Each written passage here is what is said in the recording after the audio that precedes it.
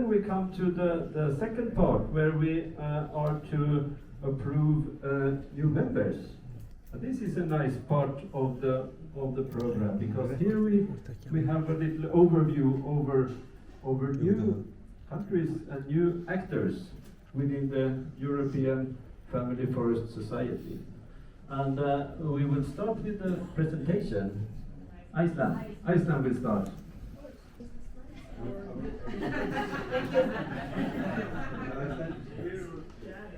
Anyway, the Iceland floor. Okay.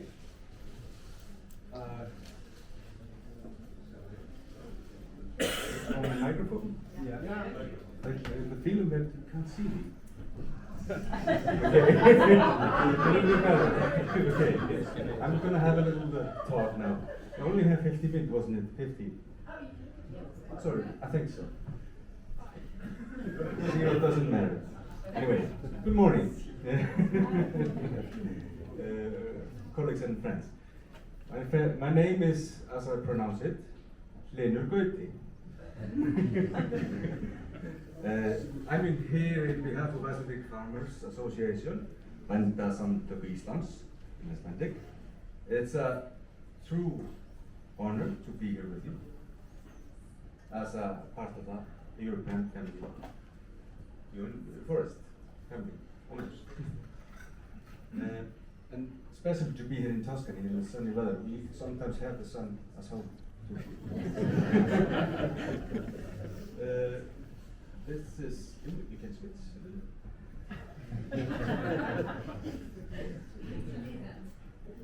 Okay, we just dance. Entertain a little. Okay, I'm hoping that the slide will come, and I'm going to start with compare it a little to Iceland to Europe. And since we're in Italy, I think it's wise to see the comparison to Italy. So Iceland is 1/3 of Italy in size, and we have, but Italy have 150 times more inhabitants than us. We're not that many. But both countries are similar, have similarities like geysers and glaciers and lava fields and etc. and ocean coast. But our coastline is rather cold.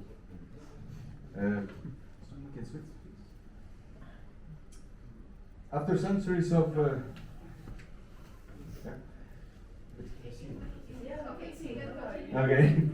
after centuries of deforestation, following settlement around 1804, Iceland lost most of its natural woodland. Today, forest covers only around 2%. Having told you this number, 2%, it might be a good idea to look up the definition. Notice the Icelandic definition of forestry is slightly different from the European one. Instead of 5 meters height in canopy, Iceland think forest is 2 meters. So you can see we're making it a little bigger than it actually is. Can you switch, please? And speaking of low canopy, we have this popular Icelandic joke that says, if you ever get lost in Icelandic forest, just stand up. But today, if you try that in some of our new woodland, you might actually stay lost, which we consider progress.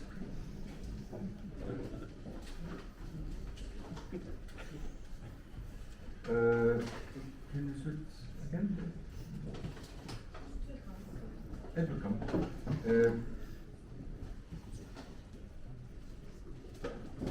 Over the last decades, Iceland has made serious effort of reforest the country.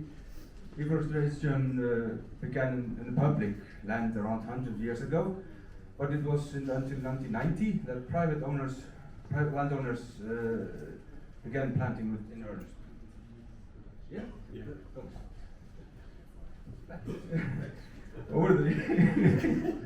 Over the years, we have planted around 3 to 4 million, as you can see in this gram. each year, and we planted over 70 million seedlings since 1990. Last year, 2024, we finally broke a record of 7 million trees per 1 year.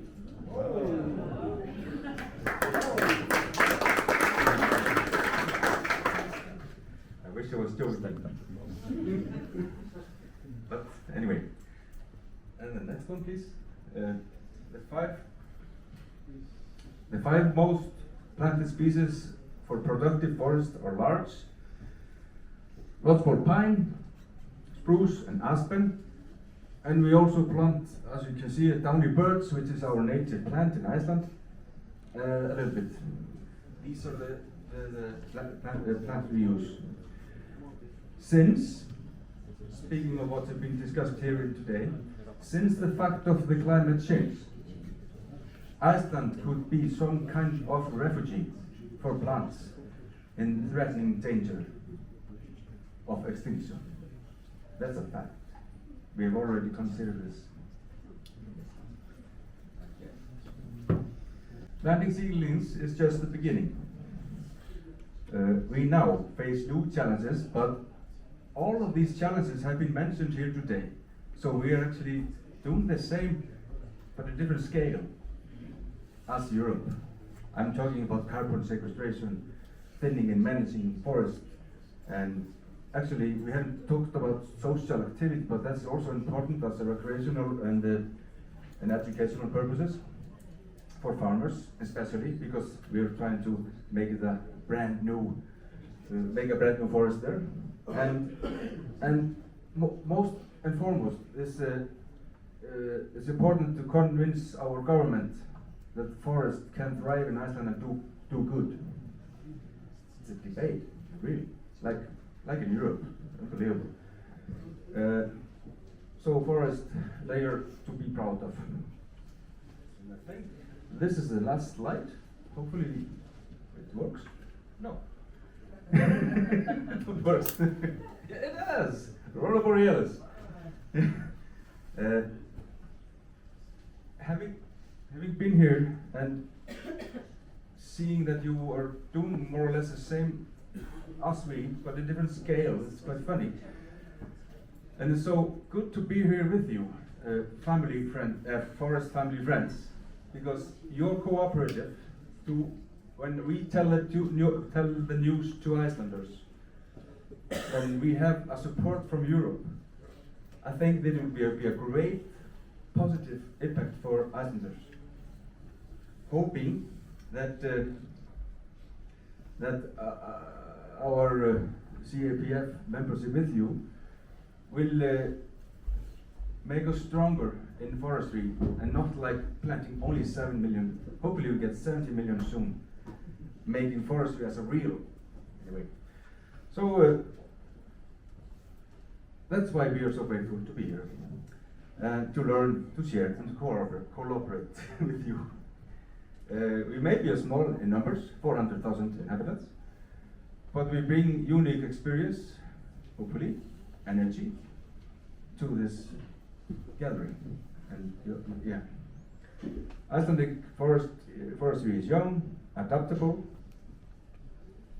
as I mentioned before, and driven by farmers who care deeply about their land. I believe that forestry can unite Europe in a powerful way, like we've noticed today. So, thanks very much. Thank you for having us here. And I'm looking at Fanny. And Sven, of course. From the land of ice and fire, and soon forest. So, thank you very much, and may we thrive together. Decided with Iceland is 1,000 euros per year. So I ask for an approval for the Icelandic Farmers Associations as full members of CEPF with a fee of 1,000 euros per year. Anyone against? Any abstentions? Approved. Congratulations. Welcome. Good to be here.